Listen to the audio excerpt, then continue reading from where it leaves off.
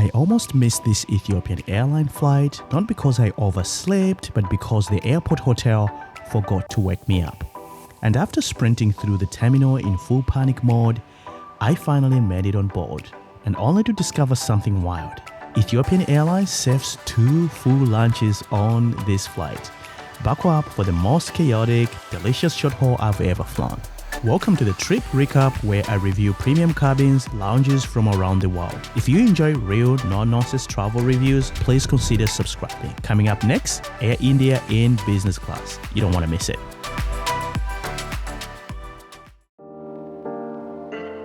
I landed in Addis just after midnight with a 9:50 a.m. connection to Lilongwe, so I booked myself into Ethiopian Skylight Hotel, the airport's own terminal hotel. Perfect for a tight layover. Check-in, let's just say it was unhurried. 2 agents working, both looking like they had more important things to do than actually checking in guests. So when it was finally my turn, I asked for a 7 a.m. wake-up call, confirmed, all good to go. But as I walked away, I overheard a guest already in pajamas and flip-flops returning to the desk and saying, "Please don't forget my 6 a.m. wake-up call." I thought that was a little strange, but I didn't think much about it. The room itself was actually great. Comfortable bed, clean bathroom, rain shower. I set my own alarm just in case and went to sleep.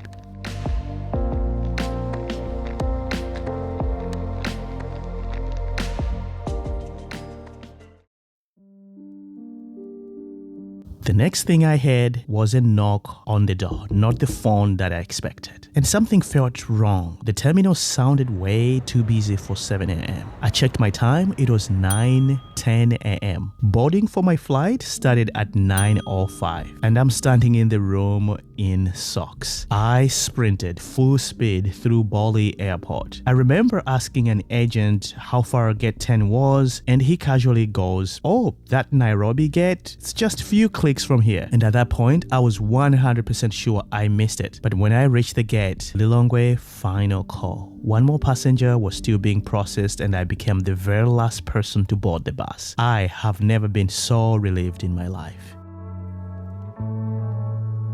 One reason I love flying around Africa with Ethiopian Airlines is this: you usually get wide bodies on short haul routes. Today's aircraft is a Boeing 787. ET operates 29 of these, the backbone of their long haul fleet. The business class cabin is in 222 config, and our seat today is 3L. Zero privacy, but for a 4-hour flight, I think it's okay. By the way, avoid window seat number 4. It's actually missing a window. We settled into the seats, welcome drinks were offered. Even though coffee wasn't on the tray, the FA made it happen anyways. Not that I needed caffeine after that morning drama. On the left armrest is a simple seat control. Over here is where your table is located. Remote control and bottle of water is located just underneath here. Back here is your USB port and universal power supply. And just above it is your reading light.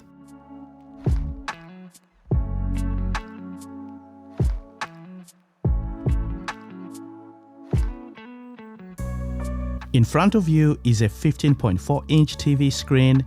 Next to it is a jacket hook, followed by storage for headphones.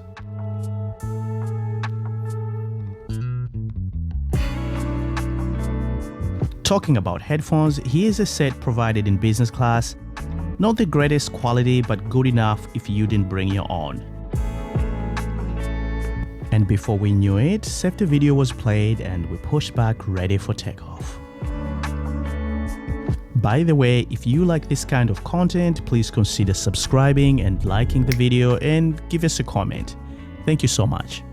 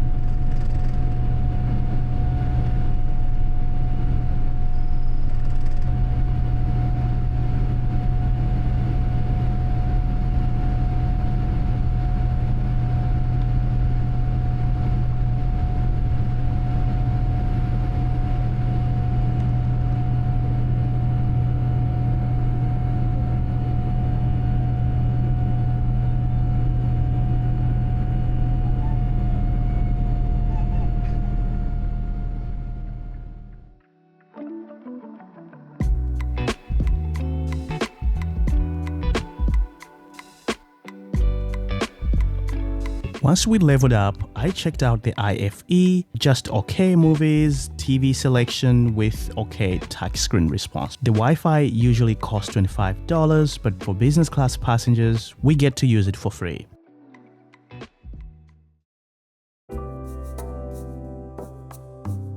As the smells from the galley drifted through the cabin, I suddenly realized how hungry I actually was. Lunch kicked off with a starter, a lemony seafood tartare and smoked meat.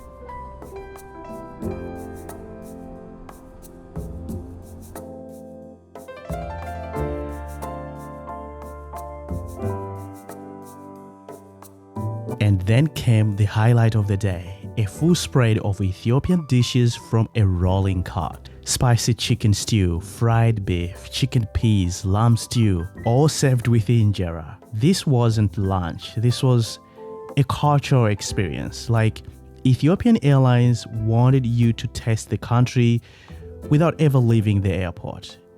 I loved the lamb stew and the chicken. The injera was a bit tangy for me and still part of the experience. Just as I was settling in, ready for a nap, a flight attendant appeared and asked, "What would you like for lunch, sir?" For a second, I really thought I was losing my mind. Didn't we just have lunch?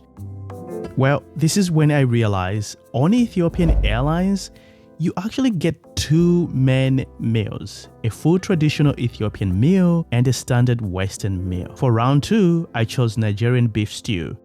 Though this one fell a little flat in my opinion. The beef was a little chewy, it was missing the bold flavors Nigeria food is famous for. But after that Ethiopian feast earlier, I wasn't exactly hungry, so I didn't mind.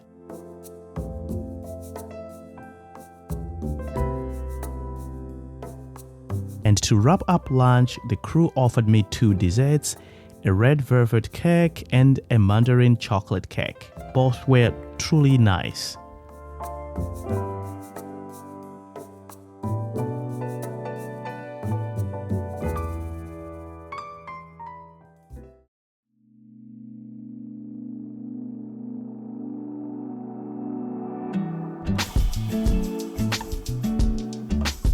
One thing I have to mention here, the flight attendants on this flight were actually genuinely friendly. They seemed proud to showcase Ethiopian hospitality, which is really nice.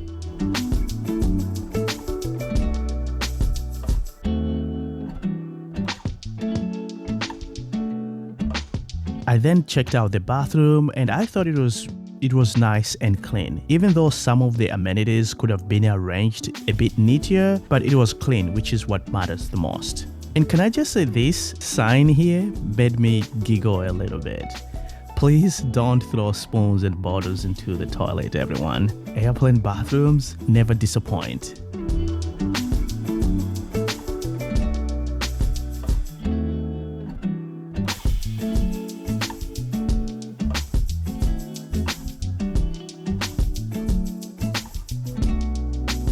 Ethiopian also hands out a simple amenity kit on these regional flights. Nothing fancy, but practical. Inside you get socks, an eye mask, earplugs, toothbrush, toothpaste, the essentials, you know.